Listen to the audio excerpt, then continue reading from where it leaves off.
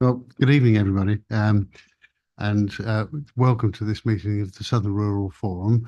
Uh, although the room is reasonably unoccupied, I can tell you that I know that there are many, many people who are following us tonight on YouTube, um, and I hope that they glean a lot of enjoyment from this evening.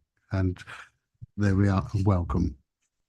So the formal part. I read, in accordance with council policy, this meeting is being recorded. The recordings will be available both on the council's YouTube channel as well as on the council's ModGov site alongside the documents from the meeting.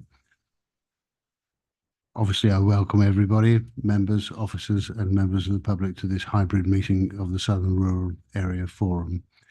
Before the meeting starts, I'd like to invite the community officer to explain how proceedings will work and how to undertake a roll call of those attending online to ensure that they can hear and be heard.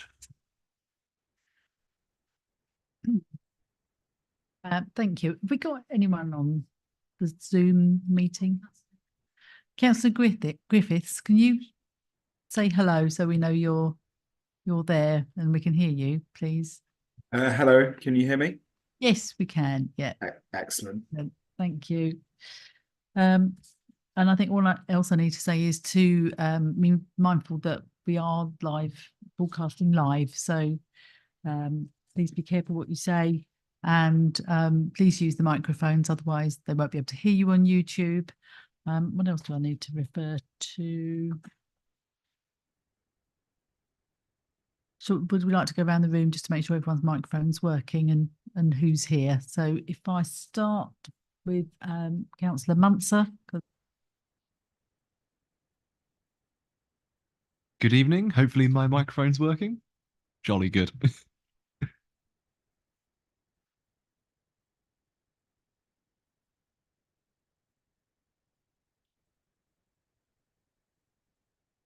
Good evening. Should we go to Councillor Nash? Good evening. Yeah, good evening. Yeah. Councillor Mandy Tandy. Good evening. And we have several members of the public here this evening who will be presenting their grant applications. Just also be mindful that this forum will be making recommendations on the grant applications that will then go to the executive member in consultation with the Director for Community and Legal for a decision. Thank you for that. As this is not a formal council meeting, the public are allowed to speak and ask questions, but please raise your hands and if possible, say your name when you're invited to speak. So welcome. We'll be receiving a presentation from St Paul's Warden Nursery, Resolve and Wymedley Parish Council seeking grant funding. Councillors will be voting to make a recommendation to the executive member for community and partnerships. So assuming that the councillors this evening are in favour of the applications, then we will then recommend your grant application to the executive member who will make the final decision and hopefully rubber stamp. Thank you. The Community Partnerships Officer will clearly state the result of the vote and the Chair will proceed to the next agenda item. That's me. Sorry? He's hung up. No, He's raised he his wants hand. to say something. Oh, I did beg your pardon. Sorry. Councillor Griffiths, would you like to speak? Thank you very much. Obviously, I am on Zoom, so I'm not entirely sure how this may work. I'm not sure if I can partake in voting. If I'm not there in person, I'm not sure. How would it work? We do a voice note instead. I think probably in the circumstances, but bearing in mind that this is a forum and not a formal council meeting, that we'll be very happy for you to participate and certainly vote. Thank you very much. Okay, thank you. In the event of a tied vote, the chair, myself, will have the casting vote. And are there any other questions about the form of the meeting? No? Okay. So we have apologies for absence from Councillor Louise Peace, Councillor Faye Frost. Do we have any others? And Councillor Terry Tyler. Okay.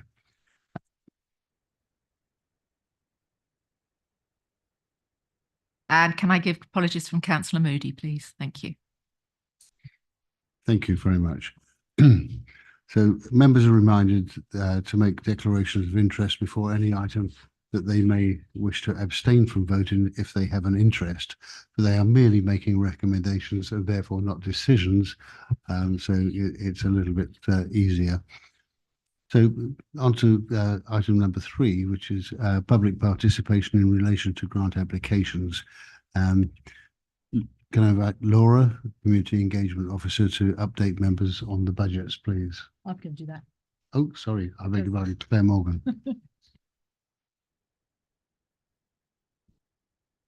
Thank you, Laura.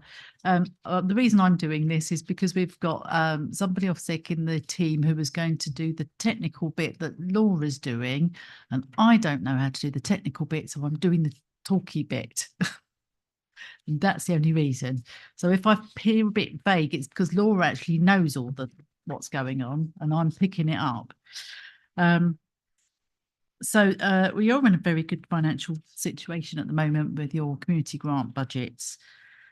The base budget for Southern Rural is 8,700. You carried over 2,231 from last year's financial year. And so far you've only allocated 3,538. So at the moment you've got 7,393 available to allocate, which is more than enough to cover all the grants that are being heard this evening, if you should wish to recommend them. Okay, thank you. And so moving on from there, we have presentations in support of grant applications. Do we have a representative? Oh, no, you're going to speak on behalf of St Paul's Warden Nursery.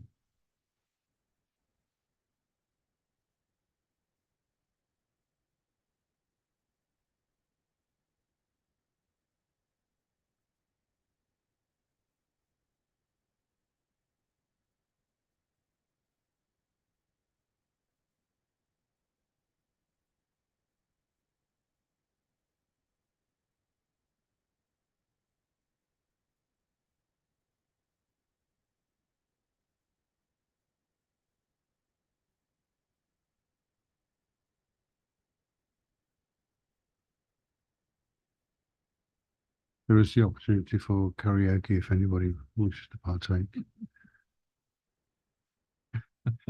You wouldn't want to know.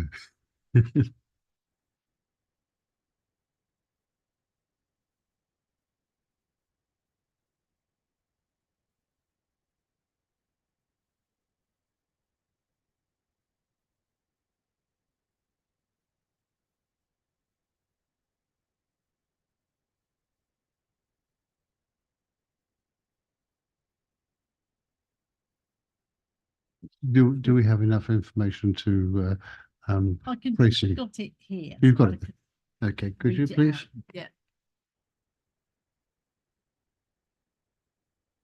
Just to make aware, I can't get into mod.gov. It is spinning away, and I can't get in trying on my phone to get into the council's website.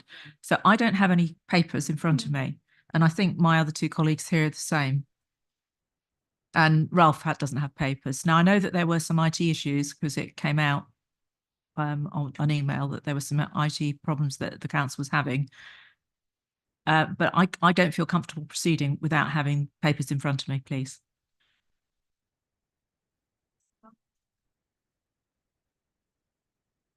Well, can we go and make a photocopy or something so that...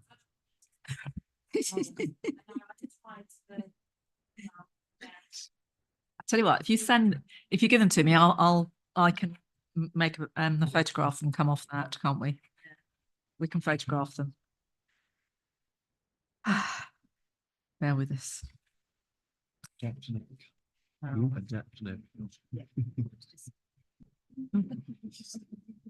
Would anybody like to give us a little tune while we're at it? Put my mic on and then I'll do the presentation. Right. Apologies for that hiatus. We have had power outages at the council offices this afternoon, which has meant we can't get into any documents. We couldn't get on the internet. We can't send any external emails.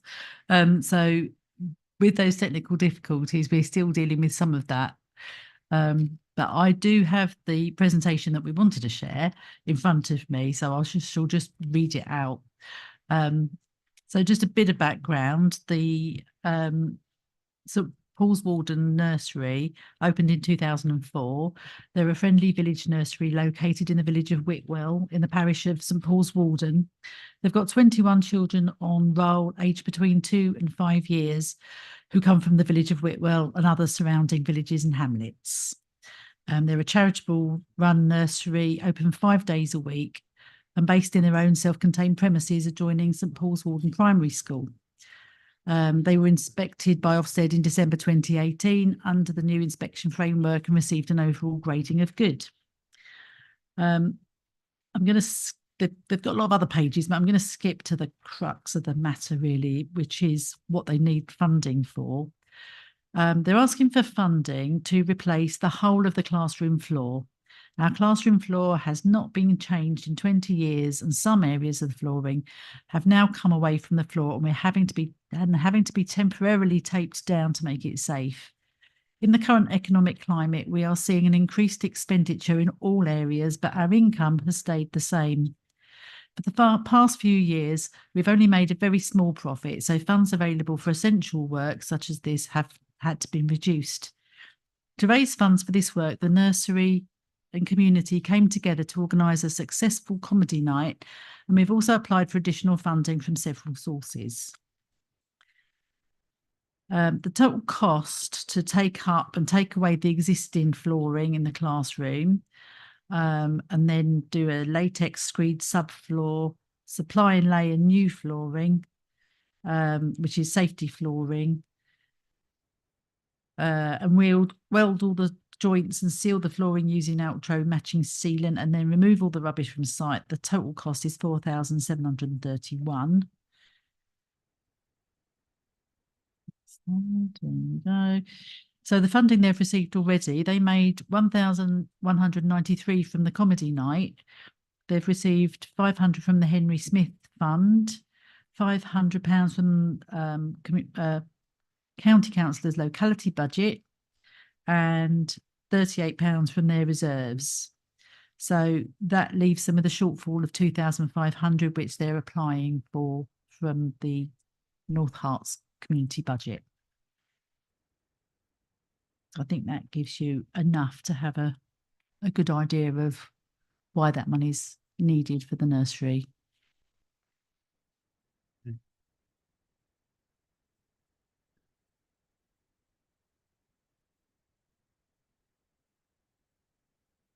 Okay. I think it's a bit unfortunate that we're not able to ask questions of the applicant here because certainly it's news to the county councillor that there's £500 coming from his budget. Pending? Pending, well, pending. They haven't even applied for it. But yeah, councillors, over to you for comment. It's just a question on the summary you gave. Did you said that the parish council, has the parish council put any money into this? But there is the Henry Smith, is it Henry Smith Fund? How much? Can you remind me how much you did say? And I wasn't quick. And 500. They put in 500. Okay.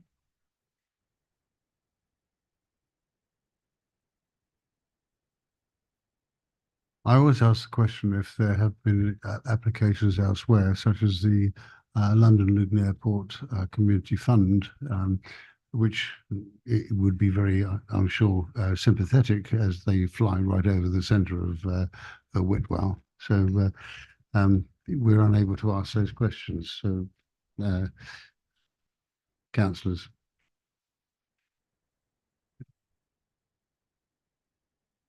Could I just ask our community partnership team leader, what was the reason that was given for a representative of the nursery not attending this evening to speak in favour of this application? So when I communicated them, they just said they're unable to attend. There wasn't necessarily a reason, it's just they weren't able to attend this evening. If we were to push this back to the March meeting, do we think that they would also be able to attend, just to give us a little bit more detail and obviously give them an opportunity to explore other avenues of funding as well from, for example, Whitwell, St Paul's Ward and Parish Council, and as Councillor Barnard pointed out, the London Luton Airport Community Fund? I can certainly go back to them and ask them if they can have a representative for 14th of March, I believe is next one. I can liaise with them and see if they'll be able to make that meeting. Okay. Councillors, do you have any other comment concerning the suggestion by Councillor Munster? Well, I was going to move that we defer this to our next meeting. I do think that the Luton Airport funding, I think that is actually closed at the moment. So I don't think that there's an opportunity to actually get monies from their charitable trust. But there are some other, I mean, like, again, the parish council, maybe, I know they could given 500 from their Thomas Smith, whatever it is, fund, but that's separate to the parish council. So again, there is a possibility that they might be able to find some. It is a large sum of money, and I do feel that we should be asking that what other avenues for have been explored to try and make up this. And I know it is difficult for small nurseries, and they do have, to do the fundraising themselves, but it would be interesting to know if they've got any other fundraisers in the next few weeks as well, which might be helping them. Because on the thought that they might not get a grant from the council, I'm sure they'll be looking at other ways to try and make up that funding. So I'm happy to move that we defer this to our next meeting. I would like a seconder. Well, if Councillor Strong is proposing, I'm more than happy to second that. We do like applicants to be before us so that we're able to ask them questions, so that we're able to better understand the use and what this funding is going to be used for. So hopefully we'll be able to have a representative from the nursery at the March meeting, and we'll be able to award them with some funding at some point. Thank you. Okay, so there is a proposal which has been seconded. Our councillors here in favour of deferring this application and inviting them to the meeting on the 14th of March. Just raise hands, I think.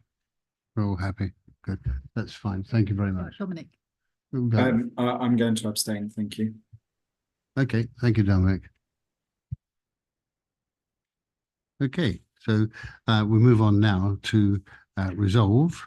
And Debbie, would you like to address us for a moment? If you'd like to turn your speaker round.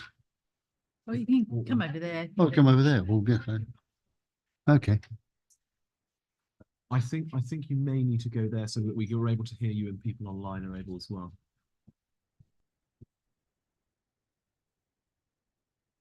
Welcome. Thank you.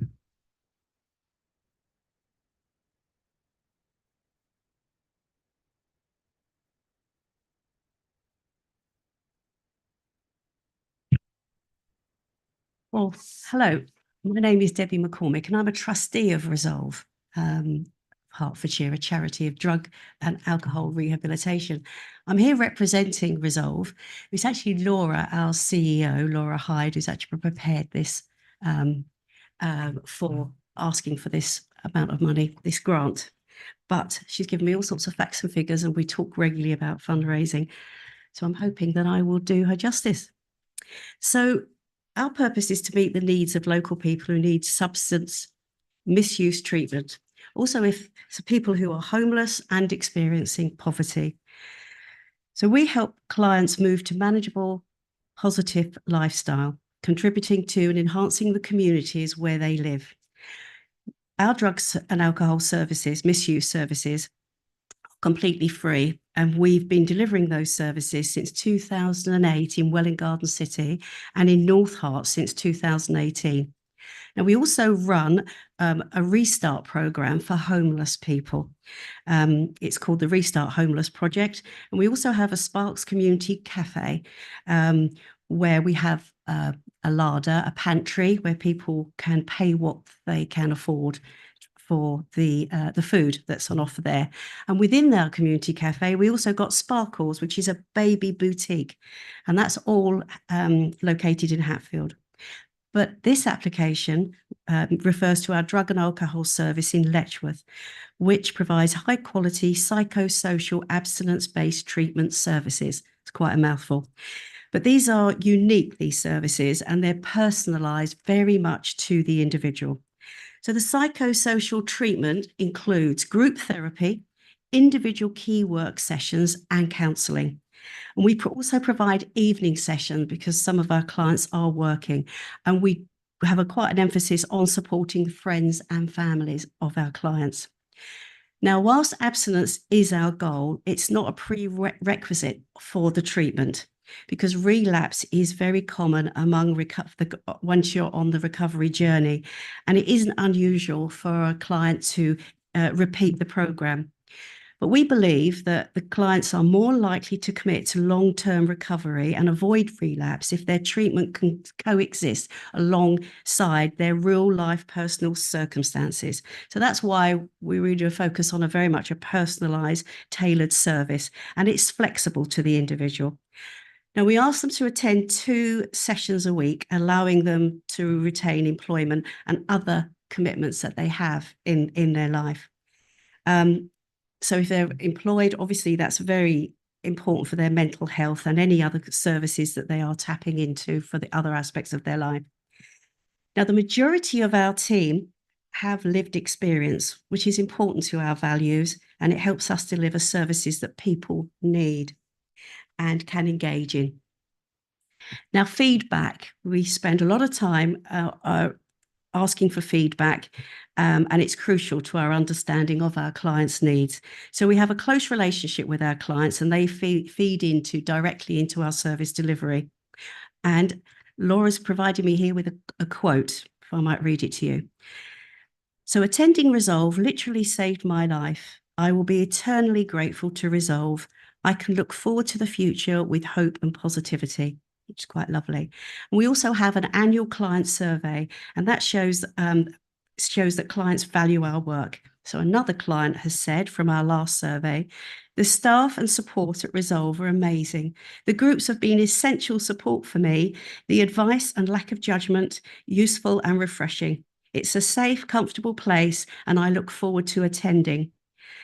So, and also 100% of our respondents have all said on our survey that they would recommend Resolve. We do have some other outcomes that we are quite proud of. So 82% of clients report improvement in physical health and 67% in psychological health. 79% of our clients report improvement in overall quality of life, and 75% of clients report improvement in their relationships. So we feel that our services additionally benefit the local community. By turning lives around, they'll be able to keep employment and or even return to work, improved health, happiness, self-reliance and responsibility.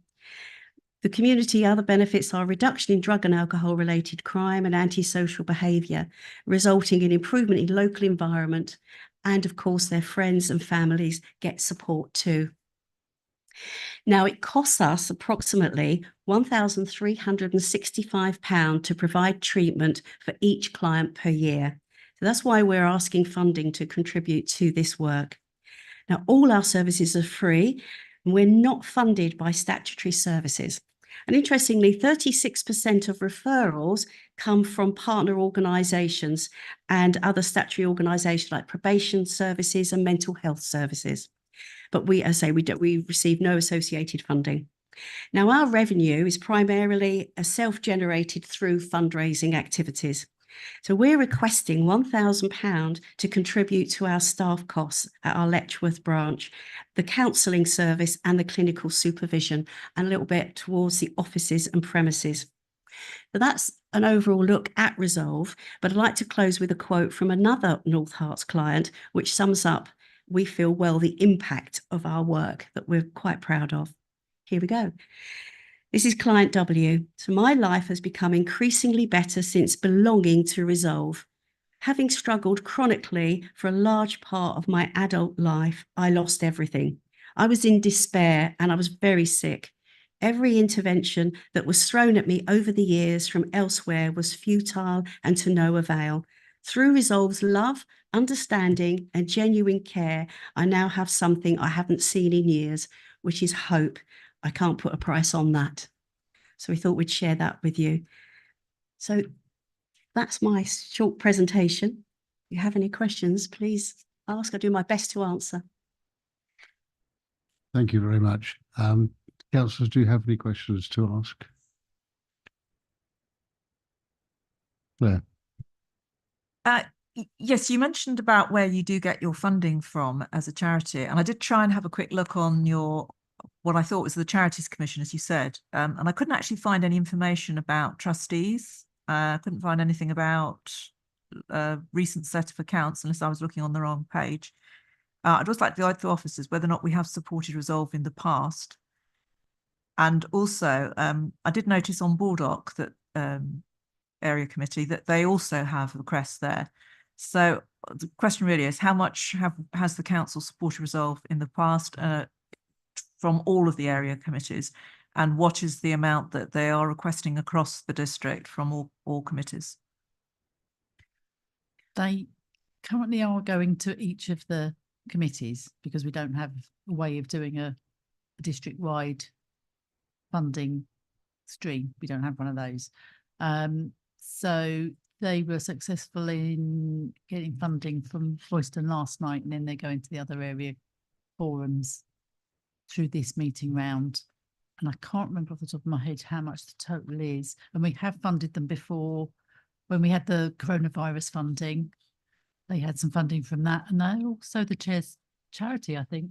Yeah, it is. Oh, yeah. Yeah, but that came out of the grant the council got, wasn't it, from coronavirus? Yeah, I think it was Health Protection Board money. Yeah. Not the area committees. No. But yeah, I can't. Perhaps I can't access the perhaps information. you go back to the representative to actually talk about the overall funding that's Yeah. raised and where the Sure. large part of it comes from. We have recently changed our charitable status over to, which is as recommended by the Charitable Commission, to go to more, it's a CIC, it's a company limited charity. So we have recently changed, which I believe that's why you probably can't find us on the site just right now. Our other funding, quite right, Big Lottery, we've been successful with them. We've currently got an application into Henry Smith. Yeah, so it's Big Lottery. The Restart programme for the homeless, that's actually funded by Welwyn Hatfield Borough Council, and other very small pots from other organisations that offer us. So just trying to think off the top of my head, we've applied for Henry Smith, we've got the Big Lottery, we've got Welwyn Hatfield Borough Council. That's all I can bring to mind at the moment.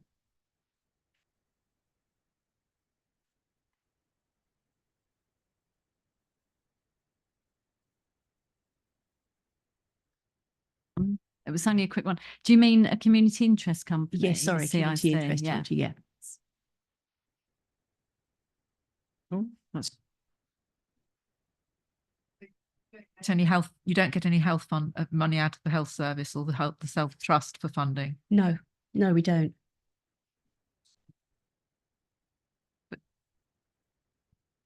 Okay. Oh, sorry. I think Lisa. we need to check, because with the community interest company, there's legislation in place, isn't there, about where they can get funding from? And I know that if you dissolve a community interest company, you can only give that money, any leftover monies, to another CIC. So we might need to check that as well.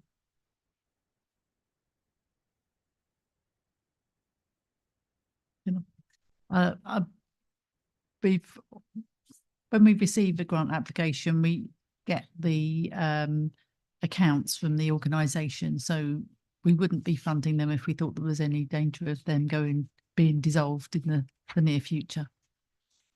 No. Yeah, no, we are. Yes, it does say CICs on our grant criteria that we can fund CICs. Okay, maybe I'm being thick here, but I see here on your application there, you put that there's £165 running costs for 1 year. Can you explain what that means to me? Sorry, which part of that? The 1,365? No. We've got £165 on. Oh, 165,000. Oh, too many noughts. I do beg your pardon. Sorry. I'll go back on that. Can I ask, have you applied to your county councillor for funding from his from his locality budget? I'm not aware that we have. No. Okay. Can I recommend that you do? Yes, certainly. Okay. Thank you. Okay. District. Hmm. You also mentioned that you're mainly based in Welwyn and Hatfield. Yes. But you have like would you say it's like an outreach in North Herts then? Yeah, it's an office for in Letchworth for North Herts referrals. They've actually got a community centre in Letchworth Town Centre, a drop-in centre. So it's a bit more than outreach. Oh, I'd yes, say. it's a It's a whole dedicated- dedicated centre Yeah. with meeting rooms and therapy rooms and kitchen, drop-in, everything there. And that's for the residents of, Yeah. of Letchworth, of North Herts. Yeah, of North Herts. Okay. Are there any other questions that you'd like to ask? No, if I put it forward to you, the application is for £1,000 from the Southern Rural Forum. We hear that there are other applications to other forums. Do I have a proposal or a comment?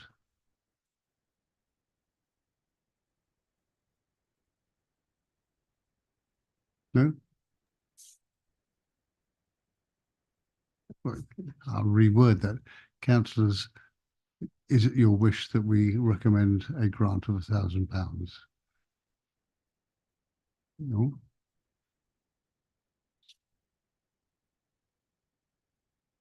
But I think I'm struggling with this one particularly, knowing that it doesn't sort of fit with a lot of the grant applications that we normally see and come across. Not that I'm not saying that this isn't a worthy charity.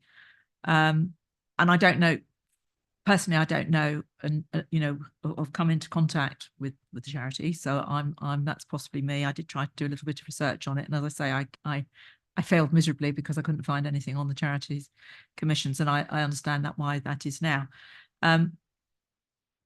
I'd like to know what, I know you've said you're going to the other area committees, but you haven't given us a total of what the total amount is that is being asked from North Herts Council that's going to go around. Here, I have breakdown. So Royston area forum, we're asking for £1,000, £1,000 from Southern Rural yourselves, 1,500 from Baldock, 1,500 from Letchworth, and 1,500 from Hitchin, which is a total of 6,500.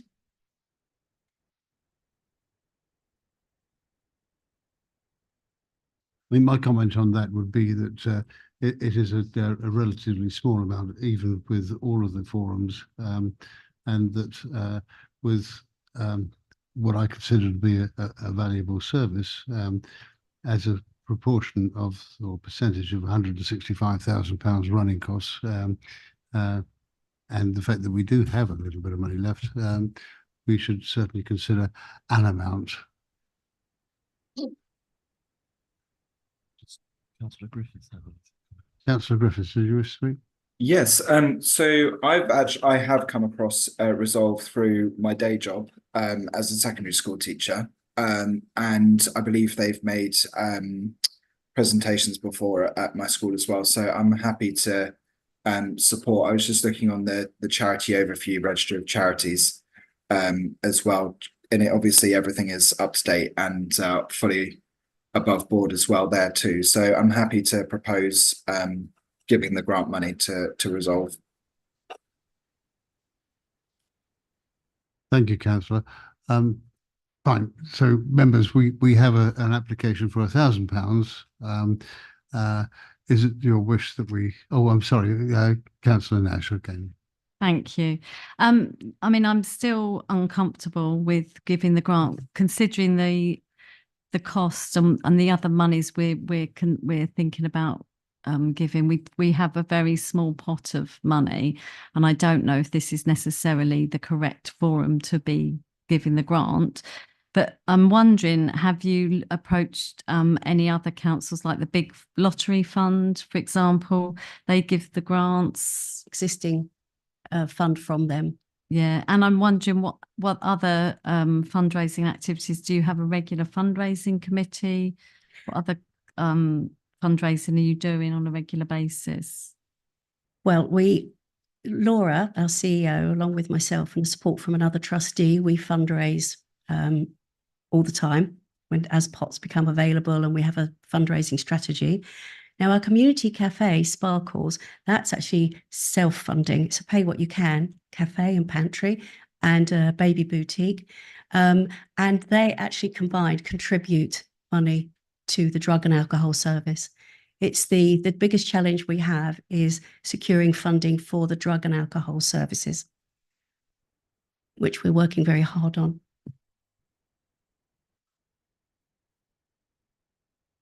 Know that within the area in North Herts that AA, for example, are very prominent and offer a lot of support.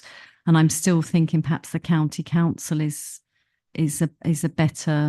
more appropriate funding, and could this be deferred? Perhaps. What do you think? Everybody else? Yeah. Yeah, I think I do agree with Councillor Nash. I mean, just reading the last paragraph, it says in 2022/23, Resolve supported 122 clients from their specialist centre in Letchworth Garden City. Clients come from a range of places in North Herts, but also from Stevenage and beyond. And then it says in the last paragraph, during this period, 3 clients resided in Southern Rural. So 3 clients resided in the different wards that we look after, just 3 clients. Yeah, I think I do agree with Councillor Nash and also Councillor Claire Strong that yeah, I've got concerns. Thank you.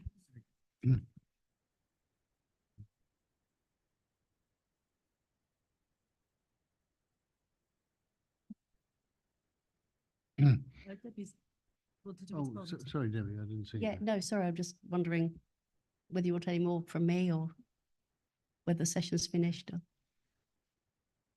No, I don't. Thank you. Well, councillors, there's obviously a little bit of disquiet. Bearing in mind that there are 3, I think, from the Southern Rural, and we're talking about a cost of £1,230 per client per annum. It may well be that you think that £1,000 would be too much. I would propose from the chair that maybe you would like to make a proposal. Dominic's made a proposal already. Oh, okay. Well, is there anybody to second?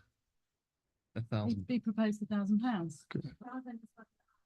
Mm. Yeah. No, it hasn't been seconded. No. Is there a seconder for that proposal? No. Okay. In which case, I'd like to make a counter proposal that, bearing in mind that there are clients who benefit from this charity in Southern Rural, that we consider a grant of £500. If anybody wishes to second that or not. Say 200, Chair. No. Yeah, I'm just wondering actually, because this is obviously something, and it is a completely worthy cause. I don't think any of us are questioning that. But if you look at it clinically, health I would say, and education sits firmly with the county council. And I'm just thinking longer term, this is going to keep coming back. I'm not saying it shouldn't. However, we have an ever decreasing pot of funds, and I'm wondering if we should defer this and see what all the county council councillors say, and whether we can actually, that should be the first port of call, is the county council, council, haven't got my teeth in, the county councillors first, to see whether they can put some from their locality budget. And that would be a significant number of county councillors, because you could go across Welwyn Garden City, Stevenage. I mean, have you tried that? I'm not aware that we have, but we could well have, because just Laura's not able to come here tonight to actually say, but I know she has approached some, but which ones I couldn't tell you. Okay, so can I ask councillors for a resolution of some type after we've spoken with Claire Strong? I was going to second your proposal for 500. So we have a proposal on the table then for £500, which has been seconded. Can I ask for a show of hands in favour? Against? Dominic? Sorry, I'm in favour. Thank you. Those against? Those who abstain? The chairman's vote. We will grant £500. Thank you very No, yeah, exactly. You're recommending. I had explained at the beginning of the meeting that it would be a recommendation. Thank you.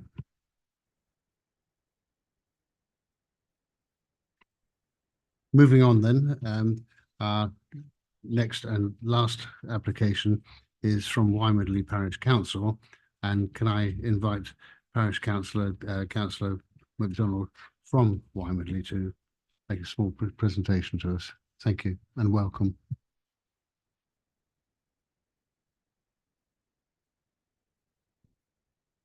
Good evening. My name is Caroline MacDonald, and I'm a Wymondley Parish Councillor and resident of Great Wymondley. I'm here this evening to request approval of our grant application to replace some items of play equipment on the Great Wymondley Recreation Ground. The equipment is owned and managed by Wymondley Parish Council, and the repairs follow recommendations in a playground inspection carried out by North Herts Council. As a parish, we are proud to provide safe outdoor spaces for families in our community and wider North Hertfordshire, and the recreation ground with the addition of the Great Wymondley Community Orchard is one of those places. This grant will cover the replacement and installation of 4 stepping logs and the balance beam crossbar. The crossbar rests on springs that need to be specially adjusted to set the torque to ensure the correct amount of wobble. The equipment is a floor is lava, if you will, activity trail, with each piece offering a new challenge. Removing the items that need to be replaced would ruin the flow, and removing the activity trail completely will have a detrimental effect overall. The playground is very popular with children from the parish and neighbouring towns, as the rec is an access point to the fields beyond and a thoroughfare for dog walking families. And it's a good central place for village children and moms and dads to meet up. The aim is to order and schedule the replacement of the equipment on the issue of funds, and we will use our social media outlets to alert the wider community when the work is being done and once it is completed. Our grant request is for £1,747. Our budget is relatively small, and an increase in costs outside of our control have meant seeking grants for these smaller projects. We've made efforts to seek quotes to install the equipment by our regular contractors. However, as this requires to be set on the spring, we've not found anyone to do it. We haven't sought any other grants for this equipment, as we have done other work outside of this, other small projects. And we've gone to the supermarket coin, etc., to fund those. I thank you for your time and I welcome any questions. Thank you. First, I'll ask Dominic, who is the ward councillor for Wymondley, if he has any comments. Thank you very much. Thank you very much, Chair. So, unsurprisingly, my son and I love this little playground. We go regularly, and he really enjoys the obstacle course there. And unfortunately, he cannot complete the obstacle course any longer because the stepping blocks have been eaten away and have gone missing due to persons unknown. And also that the balance board as well, obviously, has also suffered some damage due to use over the years. So obviously, as both ward councillor and also on the parish council as well, I was the one to suggest this method for the grant application as well. And I think it's personally, unsurprisingly, I think it's a really worthy cause. Thank you for that. Claire. Thank you. I note from the grant application for the 1,747 that is the exact amount, and that there is, I mean, often when we have grant applications, we like to see a bit of sort of match funding or a contribution from whoever's asking for a grant. I just wondered why the parish council hadn't put any money into this, and whether or not they would have any money reserved for play equipment at all in any of the pots or any of the, I don't know if they're holding any Section 106 money. Community development officers should know that. Or you might know that, whether you had any. And also maybe what, I know that as, you know, being a small parish council, but do you hold any reserves? And if so, how much do you have in your reserve? As far as I remember, we don't have anything in reserve for the playgrounds.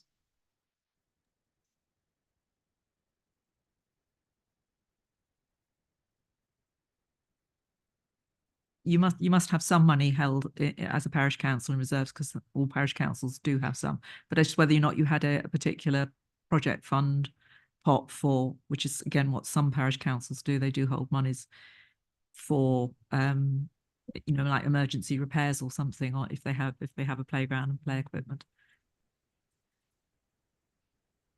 Oh, he probably got to know the answers then. Sorry, just to add to that is, yes, the parish council does have reserves. It's got the legal requirement of £10,000 in reserves, which we've in the past, the parish council, due to circumstances outside their control, such as trees and so on, having to be maintained or felled or treated, have come dangerously close to dipping into in the past. And we do have, there is a small projects fund, which amounts to £400, which obviously is far smaller than the £1,747 for this grant application. Those small project funds go towards things like helping to run a scarecrow festival in the village, trying to maintain the flower beds in the middle of the village as well, and putting up signs for Remembrance Day. Thank you, Dominic. I mean, my comment on this is quite historical and well known. It is a fact that unless something's changed since the administration has changed, the district council maintains the town playing grounds and so on and so forth. But all rural parishes have to maintain them themselves. For that reason, I think that this would be an opportunity for us to actually support rural initiatives and rural communities. And I personally think that this is not a great sum of money and that we should be supporting it. But I'm open to other people. And Claire, would you like to speak?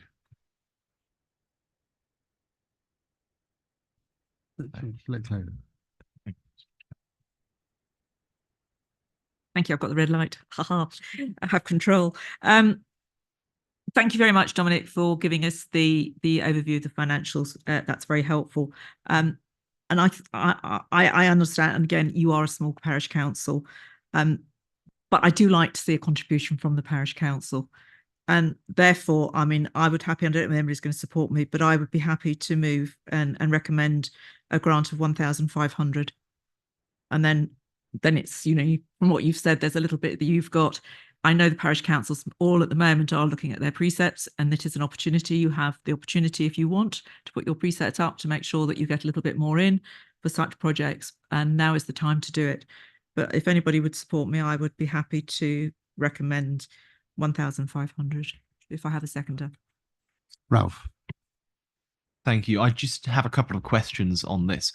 As a parish council, how many playgrounds are located within the parish of which the parish council is responsible for?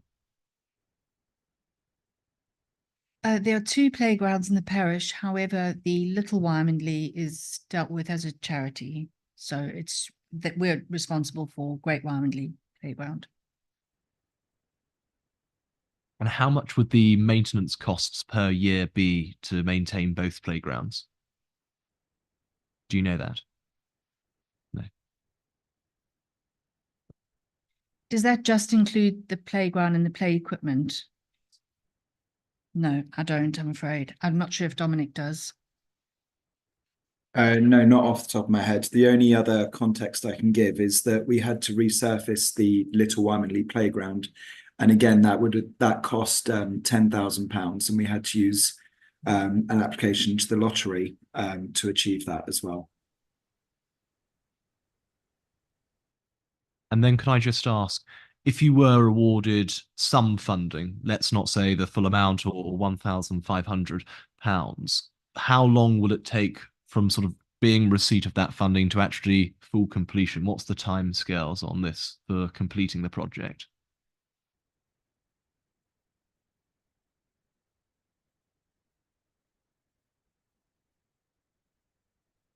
In my mind, we would want to do it as soon as possible. So from the time we receive the funds, it would be done as soon as we possibly could.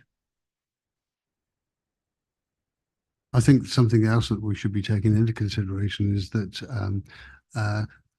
again, parish councils who are responsible for the maintenance and condition of their playgrounds also have to pay a considerable amount of money, in my opinion, for certificates of worthiness every year. So that is an additional expense that is held for the parish councils as opposed to those controlled by the district council. But do I have a proposal for £1,500? No, on the basis of the fact that we do like to see some level of match funding. And I'm sure if you approach your county councillor, who I believe is Richard Thake, he will, I'm sure, meet the missing £247. So on that basis, I would happily second Councillor Strong's proposal to award a grant of, or recommend the award of a grant of £1,500. Thank you. So we have no proposal for the full amount. We have a proposal now which has been seconded for £1,500. Can I have a show of hands for those in favour? Am I allowed to vote on this? Yes, you Yeah. Oh. Oh, in that case, then yes. Oh, you're not? No. Got a conflict of interest. Oh, right. Okay, fair enough. Never mind. So we have 3 votes in favour, 1 abstention, and those against? Abstain. Yeah. Okay. So on that basis, we are happy to recommend to the executive member that a grant of £1,500 be go to Wymondley. Right. Okay.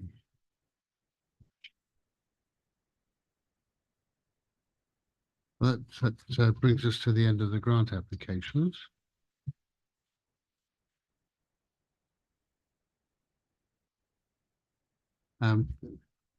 I've lost my paperwork, but it's Adam, isn't it? Can I invite Adam from the Essex and Herts air ambulances to give us a little insight as to the activities and how you help save lives in our community.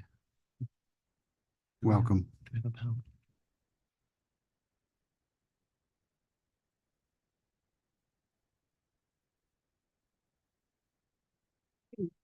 Not accessing.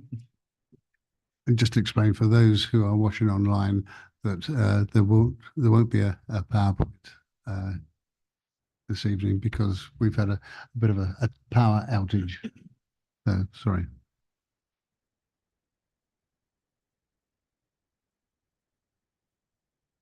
I've got the power now.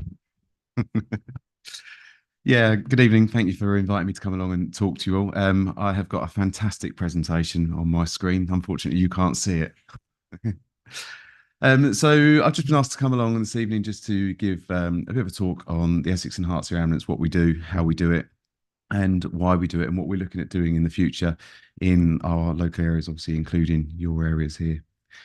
So my name is Adam. I'm a critical care. I've got dual role at our charity. I'm a critical care paramedic, so I fly regularly, weekly on our aircrafts, and I'm also the clinical community lead for our Centre for Excellence. But I will say more about that in a little shortly. So just to get a little bit of background, so we are an air ambulance charity. We have been now flying in Essex and Hertfordshire for over 25 years. This is now our 26th year of operation. We don't receive any direct government funding or national lottery funding, and it costs us around £750,000 every month to run, which obviously is a huge amount of money every month. How we pay for that, how we raise that money each month is by a lot of different streams. One of our biggest is our own lottery, which is our Flight for Life lottery, which is one of the biggest charitable lotteries in the country of its size. We also hold regular events. We have regular giving campaigns. We have a commercial side, so we have 9 shops currently, looking to expand that. We have our online selling portals such as eBay, etc. But mainly it's just down to the generosity of the people of Hertfordshire and Essex that keep us going, basically. We average 6 activations per day and working across 2 air bases. We have one air base at Northfield Airfield and the other air base is at Earlscone Airfield near Colchester. The team consists of, sorry, you'd have some fantastic pictures if you could see this. The team consists of, the critical care team consists of a captain sits up front left, a co-pilot sits front right, and in the back you have a pre-hospital care doctor and a critical care paramedic. That is the team makeup. If one person isn't there, then we don't go out. The transport platforms we currently use 2 different aircraft types. At our Northfield base, we have an Augusta 169, and we've just literally said goodbye to our 902 over at Earlscone because we have actually purchased a new 169, which is on its way over from Italy imminently. We also operate a car service throughout the night using Volvo XC90 cars. We run a 24-hour service, 7 days a week, 365 days a year, on over 3 shifts. Our Northfield shift is 8:30 in the morning till 8:30 at night. Our Earlscone shift is 6:30 in the morning till 6:30 at night. And the night shift, which is car-based, is 7:30 at night until 7:30 in the morning. Just got a few stats here, a few numbers, so I'm going to have to read them all out to you. So this was accurate up until yesterday, so the previous year, so it was the 10th of January to 10th of January. We were activated 2,707 times, and we saw a total number of patients of 1,907. Now, there's quite a deficit there of how many jobs we're tasked on and how many patients we actually see, and that's because we're dispatched by the East of England Ambulance Service. And how we're dispatched is by a critical care desk. That critical care desk is staffed 24 hours a day, 7 days a week by one of our critical care paramedics and a dedicated HEMS dispatcher. So HEMS is Helicopter Emergency Medical Service dispatcher. They tasked on the 2,707, but that the rest of the time, so about 30% of the time, the ambulance service on scene may actually decide that they don't need our expertise for whatever reason, and we stood down and we turn around and come back. Looking at the jobs, the sort of jobs that we go to, I'm going to put it out to you. What sort of jobs do you think we go to? Let's have this interactive. Any advances on road traffic? So traumatic incidents. So we can break it into two types. We've got the medical incident and the traumatic incident. A traumatic incident is where there's been an external force on the body. A medical incident being where something's gone wrong inside the body. It's almost a 50-50 split of what we go to. But you're right, road traffic collisions up there. So in that year, we had 355 of those. Accidental injuries, assaults, intentional self-harms, sports and leisure. But then medical being up there at 764 incidents. Here you go. Now, final question. I won't keep asking you then. What's the average age? So age and gender. Do we go to more men or women? That's quite considerably more, yes. And the average, the age is between 50 and 59 is the highest age group. Now that age group has actually come up over the years because we used to be very much a trauma-based service. So we'd be going to a lot of the road traffic collisions, motorcycle accidents, horse riders, that kind of thing, which tends to be slightly younger people. Because we're now going to a lot more medical cases, i.e. cardiac arrests, they tend to be slightly older, thankfully, I suppose. And so that average age has gone up. So looking at cardiac arrests, out of those numbers, in that year, we attended 587 cardiac arrests, of which 117 of those were in Hertfordshire. The split really isn't very fair. 415 men and 166 women. Yeah. I'm absolutely not commenting on that. It's going on YouTube.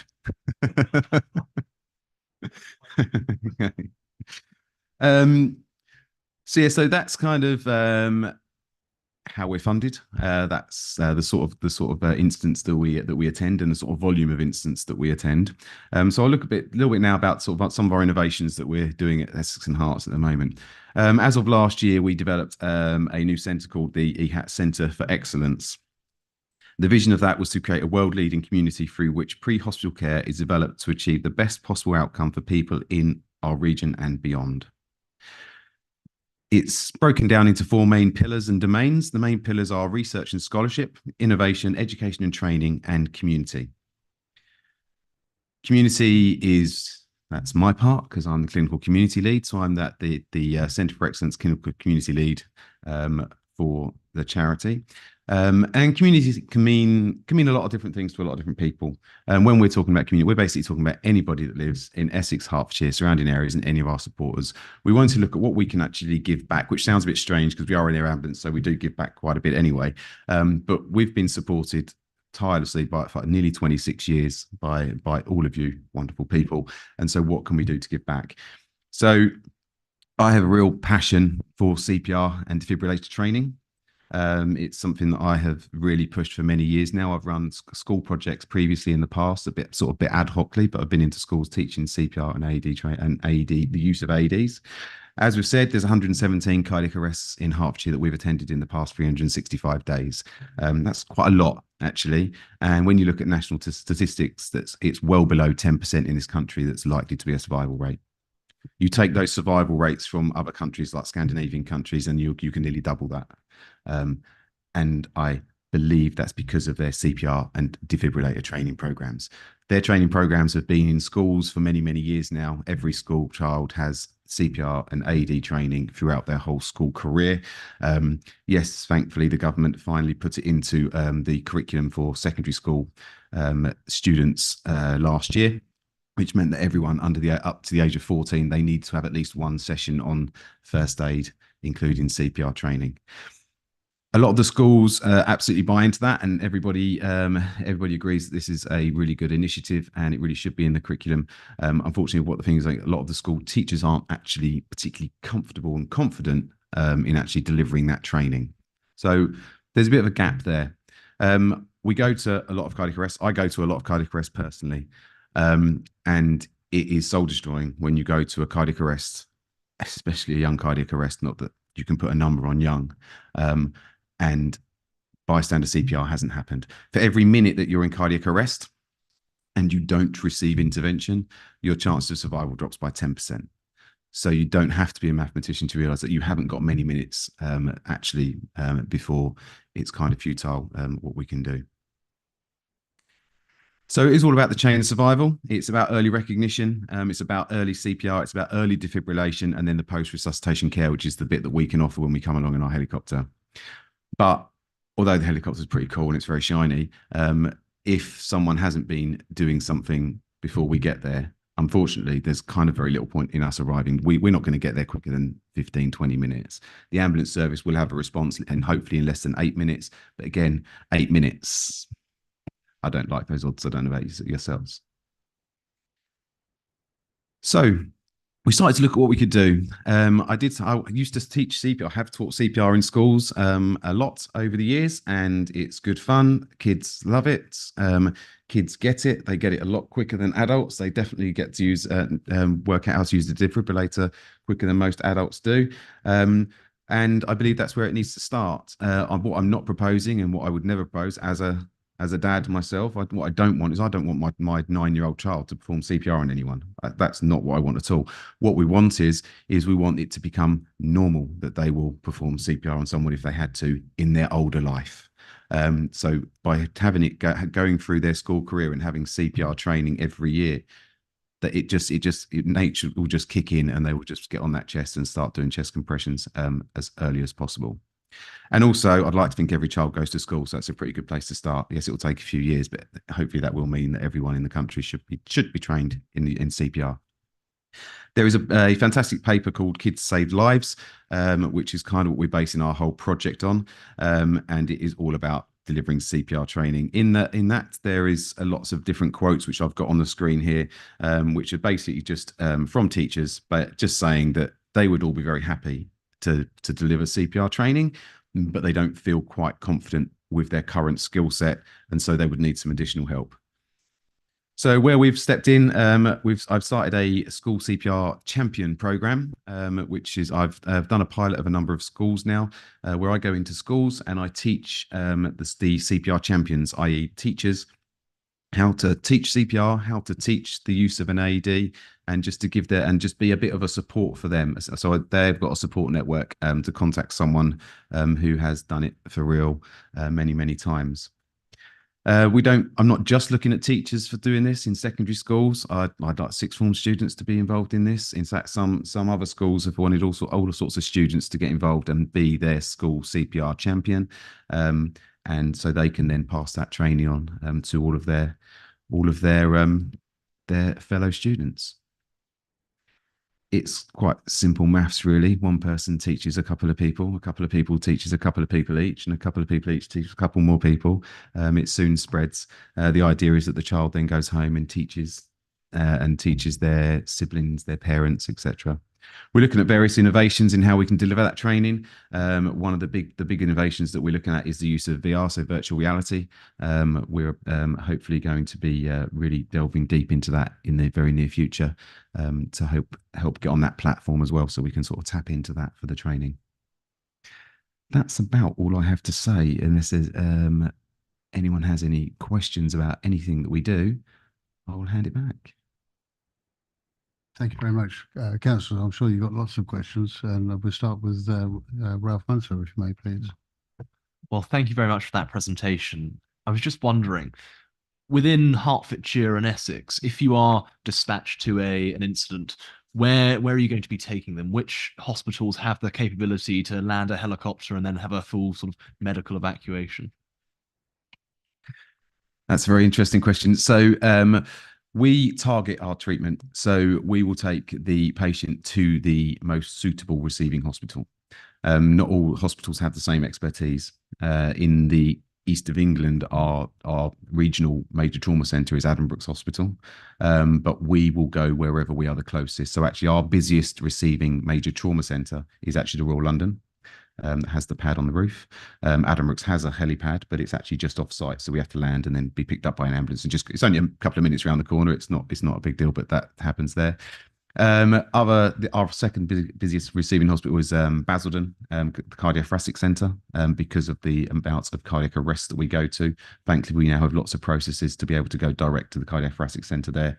But again, that helipad, they don't have a helipad. They're going through the process of that at the moment. Our helipad is round the corner down the road at a golf club. Yeah, so they're our busiest hospitals. But apart from that, all of the hospitals in our locality have secondary landing sites if they don't have a helipad. It's a big national campaign with the Air Ambulance UK at the moment, actually looking at the provision of helipads at hospitals because it's very, very low, especially at night. And I was just wondering, well, I was, but unfortunately I seem to have lost my train of thought. So hopefully my fellow councillors might have a couple of questions and I'll be able to come back. Okay. Well, at that point, I'll come in if I may. I mean, first of all, I think it's a brilliant organisation. It's a life-saving organisation, and one can't actually calculate the number of lives that may have been lost if it hadn't have been for your organisations. And thank you for that. And one asked the question, why would there not be government funding on such a valuable service? But that's a question for another place, no doubt. And I think you've answered one of the questions that I was going to have is, do hospitals all have on-site or nearby landing sites? Yes, clearly you mentioned they do have. But the other question is, how difficult is it to identify suitable landing sites at incident locations? Because the incident location could be anywhere. And then you've got to say, well, okay, we've got to get there. Or we've got 7 minutes to get there or whatever. But golly, where are we going to land? Yeah, so as soon as we get the job passed to us by the ambulance service, we're given a 6-figure grid reference. En route to the scene, I'll be looking on iPads in the back at the Google Earth maps to look at any suitable landing sites. Normally you get overhead and there's now 30 houses on that site. But yeah, so we're looking at the co-pilots we're looking, ultimately it's the captain's decision in the front.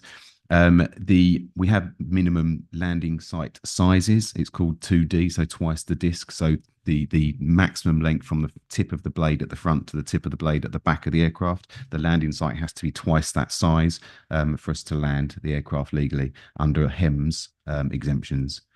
So yeah, our helicopters have got bigger because we've got bigger. Our helicopters got bigger because we carry more and more kit. We perform more and more interventions. I mean, one of the big ones, we now carry blood products, for example. The blood is the most precious commodity in the world, without a doubt. But it doesn't just come in a bag for blood. It comes in its own huge bag because we can't just put blood into somebody. We have to put it at the right temperature. So it comes with a warmer. It comes with all sorts of ancillaries. So the more often we put more kit on board, such as ultrasound and anything else that we keep putting on, we need more space for that. The bigger the helicopter, the bigger the landing site is required. As I've said, over 700 of those cases are medical cases. They tend to be in residential addresses. Not that many people have got a helipad. Some have. Not many people have. And so, yeah, we can have to land a mile or so away. We may get picked up by the police or the ambulance service. Or what's normally happens is we just get the bags on our backs and make our way to scene. But yeah, no problem.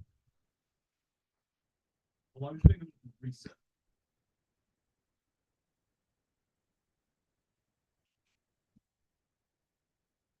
I was doing a little bit of research into air ambulance provision prior to this throughout the United Kingdom. I thought it was absolutely extraordinary that every air ambulance in the UK is a charitable organisation. And I think we talk about unsung heroes in healthcare, and I think sort of the air ambulance is most definitely up there. And I could not agree with you more about CPR, because I was at a parish council meeting last night and we were talking about hopefully rolling out 2 additional defibrillators into rural communities to obviously increase the survivability, the chances of an individual, because that is, the difference between life and death. But as you rightly point out, if you don't have that CPR within that first 10-minute period, then, unfortunately, it is going to be a negligible outcome. But I just wanted to ask, obviously, the ambulance service have been under an awful lot of pressure, particularly over the winter period, and that's certainly not something of which, certainly something of which people are aware. Have you found that you are being dispatched to more calls because the ambulance service doesn't have the capacity to respond to those calls? So because it's so bespoke what we actually attend, that we don't really notice that. I suppose what you could say is if somebody was waiting a long time and they deteriorated, then they may get themselves into a position where they require the extended level of care and the skills that we can provide. We may be first on scene at a few more jobs than we used to be. We are there to complement the ambulance service. We're not designed to go instead of the ambulance service. The ambulance paramedics and technicians do a fantastic job, take their level of care to their ceiling. And if the patient's needs exceed what they can deliver, that's when we come in to help give that hospital level care. So in an answer, I don't think we've seen a huge increase in that. But ultimately, unfortunately, some patients do deteriorate and then need our skills. Thank you, Mandy. Actually answered my question. I was going to ask, because I think I heard you say that with ground ambulances, it takes about 8 minutes, and then the air ambulances get there a bit after that. And I was just wondering what would be the advantages of using air ambulance, but I think you've just answered that now. So unless you've got other... Thank you. Are there any other questions? I think you've done a brilliant job, so there are going to be very few questions. Claire. Well, I wasn't going to ask a question because actually I'm very fortunate that in the Rotary Club that I have a member who actually is a volunteer and goes out and gives in lots and lots of talks and speeches about the air ambulance service, and one of our ex-councillors, ex-councillor Jim McNally, he's also volunteers for the air ambulance and goes out and does talks. So I have heard some of the talk about the charity, but not from somebody as well qualified as yourself is. I feel quite safe here that if anything happens to me, I'm going to get CPR and all those other things. But in resuscitation nowadays, it is CPR that is done, not the mouth to mouth. Is that's correct? Yeah, so you can still learn to do full CPR, which is ventilations and chest compressions. What I teach in schools is hands-only CPR. That's for a lot of reasons. The main reason being that it's been statistically shown that the fact that people do not want to do mouth-to-mouth is one of the main reasons that they don't start doing CPR in the first place. And you can understand that sometimes you come across somebody you've never met in the street who, may have what should have been in their stomach around their face. You may not want to do CPR on them. So it's been shown, and it's been proven as well, that chest compression only CPR, you've got a lot of oxygen in your blood. It's about just getting that oxygen flowing around the brain. Just to come back to your comments about the defibrillators and purchasing of new AEDs, again, it's a big drive of ours. We try to make sure all of our premises have public access defibrillators. Our 9 shops, they haven't all got public access defibrillators attached to them yet, but they will have. Most of them have. But the big issue is actually they're not used. There's thousands of defibs out there and they don't get used. And I think a lot of that is through fear, through the fact of lack of knowledge, lack of understanding. An AED is so simple to use. You open it, it talks to you. I'm going to be showing you all later. And it talks to you and it tells you exactly what to do. So yeah, what I would urge anybody and everybody, one is to find out where your local AED is. You can go on the public access defib website, just put that into Google and it will put your postcode in and it will tell you where your closest AED is. And if you ever are in that situation and somebody is able to go and get it, even if you think it will take 3, 4, 5, 6 minutes to go and get it, please do. The ambulance should be there within 8 minutes. It doesn't mean it will be there in 8 minutes. The ambulance could break down the road. Anything could happen. So yeah, the quicker you can get that definitive care, which is the electricity, the better. I do have another question, forgive me.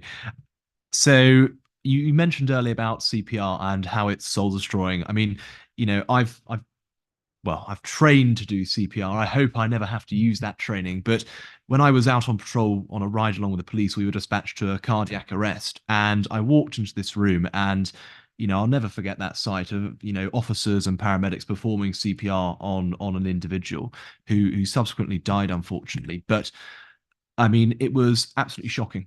And it was, you know, for want of a better word, brutal. And I was just wondering, obviously responding to all of these incredibly traumatic incidents, are you given support, and is the sort of the team given support, and how do you cope with that, if you don't mind intruding on that? We have a lot of peer support. We every week, every Tuesday, the whole clinical team gets together and we have what we call our deaf and disability meeting, which we go through every case from the previous week. And just going through that case with your peers, the clinical professionals that are in that room, has that very pastoral effect. We do have access to various counsellors if we need it. We have various avenues, as well as the ambulance services, trim services that they have as well.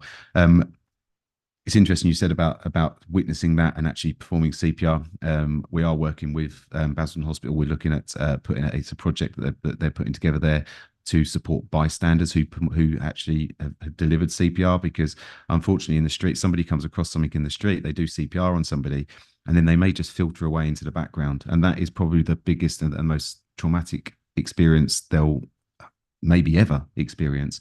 So for us to be able to capture that and actually be able to support them is huge. And it's something we're really looking at the moment. Thank you. Are there any other questions or comments that you'd like to make, councillors? No.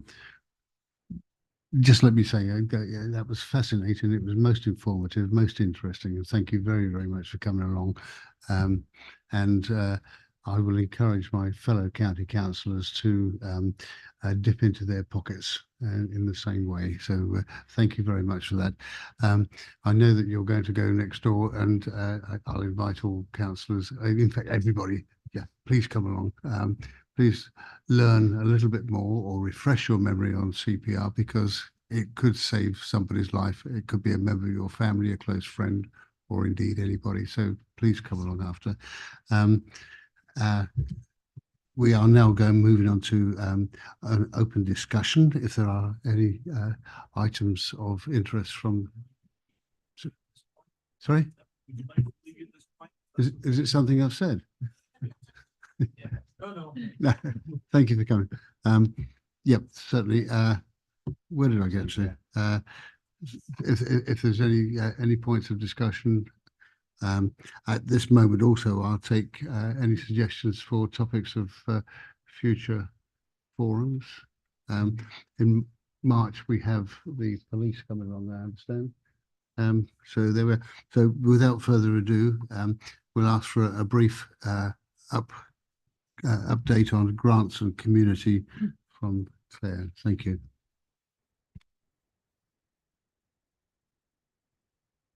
I might do this as a bit of a two-header with Laura, actually, because obviously Laura's been covering this. So I'll start off with things the whole team have been doing across the district. We've been working on the Community Investment Fund, which was a 100k budget out of council reserves to provide funding between 5,000 and 20,000 to groups to do some kind of project or piece of work that would invest in the community and provide sustainability. We were oversubscribed by 3 times that amount. We've kind of wheedled the applications down. There were so many good applications. It was a very difficult task to shortlist them, but we shortlisted them using a scoring system. And we've got down to 8. And the panel meeting to make the recommendations on those grants will be held next week.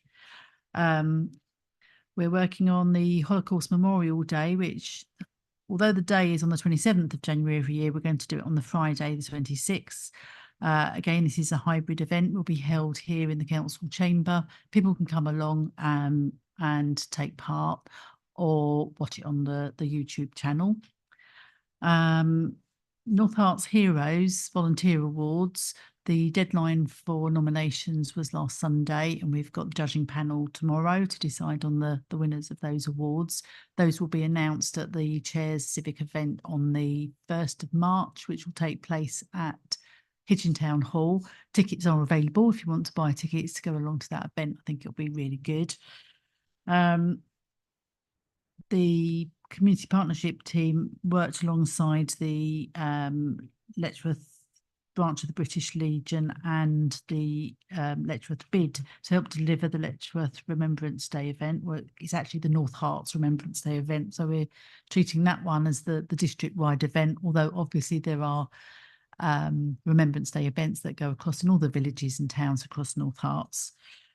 And we are still coordinating all the various local and district-wide networking groups, including Youth Action Group, Food Provision, Arts and Culture, Green and Growing, and a Health and Wellbeing network.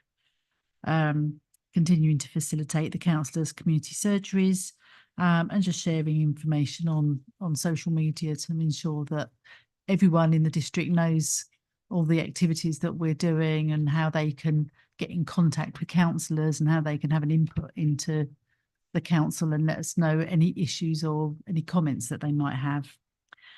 In terms of Southern Rural, we've had a reshuffle of the community partnerships officers because we were restructured in about March, I think it was April, March.